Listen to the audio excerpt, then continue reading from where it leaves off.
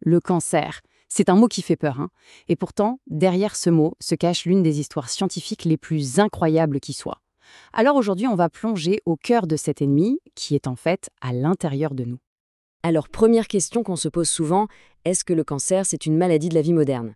On a tous cette image, pollution, malbouffe, stress, mais est-ce que c'est vraiment toute l'histoire? Eh bien, préparez-vous parce que la réalité est bien plus ancienne et bien plus surprenante. En fait, pour comprendre, il faut remonter, mais alors vraiment remonter dans le temps. Imaginez, on est en Égypte ancienne. Il y a plus de 3500 ans, on a retrouvé un papyrus qui décrivait déjà des tumeurs du sein comme une maladie pour laquelle il n'y avait pas de traitement. C'est fou, non? Et ce n'est pas tout. Sur des crânes encore plus vieux, 4000 ans, on a vu des marques de coupures autour de lésions cancéreuses. C'était sans doute les toutes premières tentatives de chirurgie. Et puis bien plus tard, le fameux médecin grec Hippocrate, lui, il a donné un nom à cette chose. Il a appelé ça carcinose, le mot grec pour crabe. Pourquoi? Parce qu'il trouvait que les tumeurs s'accrochaient au tissu, un peu comme les pinces d'un crabe. Mais attendez, on peut aller encore plus loin. Bien avant l'humanité. Des scientifiques ont fait une découverte absolument dingue. Ils ont trouvé des traces de cancer des os, un cancer bien avancé, sur un fossile de dinosaure, un Centrosaurus, qui vivait il y a 75 millions d'années. Oui, oui, vous avez bien entendu, 75 millions d'années. Même les dinosaures avaient le cancer. Donc, ce qu'il faut bien comprendre, c'est que non, le cancer n'est pas une maladie moderne. C'est une sorte de risque fondamental inscrit au plus profond de la vie multicellulaire. C'est un peu le prix à payer, la contrepartie tragique du fait d'être un organisme complexe fait de milliards de cellules qui sont censées travailler ensemble. Et ça, cette prise de conscience, ça a été un véritable tournant. Parce que pendant très longtemps, la science a cherché l'ennemi à l'extérieur. On pensait que c'était un virus, une bactérie, quelque chose qui nous envahissait et qu'il suffirait de trouver un remède pour s'en débarrasser. C'était la piste logique, non? Sauf que, dans les années 70-80, la vérité a commencé à émerger. Et c'était un choc. Un véritable retournement de situation, parfaitement résumé par cette phrase d'un prix Nobel, J. Michael Bishop. Il a dit « Les ennemis sont parmi nous ». L'ennemi, en fait, ce n'était pas un envahisseur venu de l'extérieur. L'ennemi, c'était nous, ou plutôt une partie de nous. Une rébellion, une guerre civile menée par nos propres cellules. Une maladie qui naît de nos propres gènes. Et cette rébellion, elle est déclenchée par, en gros, deux types de pannes dans notre code génétique. Imaginez une voiture. D'un côté, on a ce qu'on appelle les oncogènes. Eux, c'est l'accélérateur. Une mutation, et c'est comme si la pédale d'accélérateur se retrouvait coincée à fond. La cellule se divise sans s'arrêter. Et de l'autre côté, on a les gènes suppresseurs de tumeurs. Ça, c'est les freins. Normalement, ils ralentissent la division ou ils disent à une cellule abîmée de s'auto-détruire. Mais si les deux copies de ce gène sont en panne, eh bien, plus de freins. Accélérateur à fond, plus de freins, on voit bien le désastre qui arrive. Et attention, ça n'arrive pas d'un coup. C'est un processus, une sorte d'évolution darwinienne, mais à l'échelle microscopique, à l'intérieur de notre corps. Tout part d'une seule cellule qui casse les règles. Elle acquiert une mutation qui lui donne un avantage, elle se multiplie, transmet cette mutation, et ses descendantes, à leur tour, vont accumuler d'autres mutations, devenant de plus en plus rebelles, de plus en plus redoutables. Bon, tout ça, c'est la théorie, mais comment est-ce qu'on en a eu la preuve?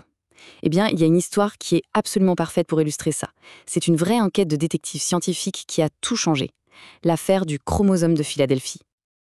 Alors, tout commence dans les années 60. Des scientifiques qui étudient une forme de leucémie, la leucémie myéloïde chronique, remarquent quelque chose d'étrange. Chez tous les malades, ils trouvent un tout petit chromosome anormal. Ils l'appellent le chromosome de Philadelphie. C'est le premier indice. Mais pendant des années, on ne comprend pas bien ce que c'est. Et puis, dans les années 70, une chercheuse, Jeannette Rowley, va avoir une idée de génieux. En travaillant, figurez-vous, sur la table de sa salle à manger, avec de nouvelles techniques, elle réalise que ce n'est pas un morceau de chromosome qui manque, c'est un échange. Un bout du chromosome 9 est allé sur le 22 et un bout du 22 est allé sur le 9. Et ce simple échange, ce swap génétique, ça crée un nouveau gène, un gène Frankenstein, qu'on appelle BCR-ABL. Et ce gène, c'est l'interrupteur ON bloqué dont on parlait. La preuve irréfutable. Et le plus incroyable, c'est que cette découverte a mené directement, des années plus tard, à un médicament révolutionnaire, le Glivec. Un médicament conçu sur mesure pour aller bloquer spécifiquement cet interrupteur BCR-ABL. Une révolution. C'était une victoire immense, la preuve que si on comprenait le mécanisme génétique, on pouvait le combattre. Sauf que, en ouvrant cette porte, on a aussi découvert que le champ de bataille était beaucoup plus complexe qu'on ne l'imaginait. Le truc, c'est que le cancer, ce n'est pas une maladie. Ce sont des centaines de maladies différentes. Et même à l'intérieur d'une seule tumeur, c'est le chaos total. Ce n'est pas une masse uniforme de clones, c'est plutôt un écosystème avec plein de sous-populations de cellules différentes, des sous-clans qui ont chacun leur propre mutation. Un vrai casse-tête. Et c'est ça qui rend le traitement si compliqué. Dans ce chaos de mutations, il faut faire le tri. Il y a les mutations pilotes, les drivers, celles qui sont vraiment le moteur du cancer. Et puis, il y a des centaines de mutations passagères, du bruit de fond génétique, des dommages collatéraux, qui ne jouent pas vraiment de rôle. Le défi pour les médecins, c'est de trouver et de cibler les vrais pilotes, les vrais coupables. Mais justement, le fait de comprendre toutes ces règles, toute cette complexité génétique, ça a complètement changé la donne. On est entré dans une nouvelle ère pour combattre la maladie. Aujourd'hui, l'arsenal thérapeutique est juste incroyable. Bien sûr, il y a les thérapies ciblées, mais on a aussi les immunothérapies, où l'idée c'est de réveiller notre propre système immunitaire pour qu'il détruise le cancer. On peut aussi rallumer des gènes protecteurs que le cancer avait éteints. Et puis il y a les fameuses cellules CAR-T, c'est presque de la science-fiction.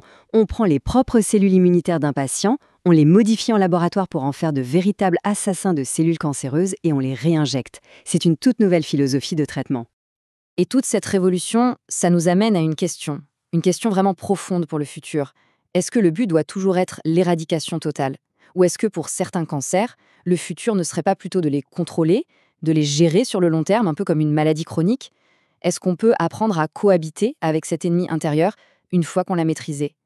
C'est une question ouverte et c'est la réponse à cette question qui dessinera sans doute la médecine de demain.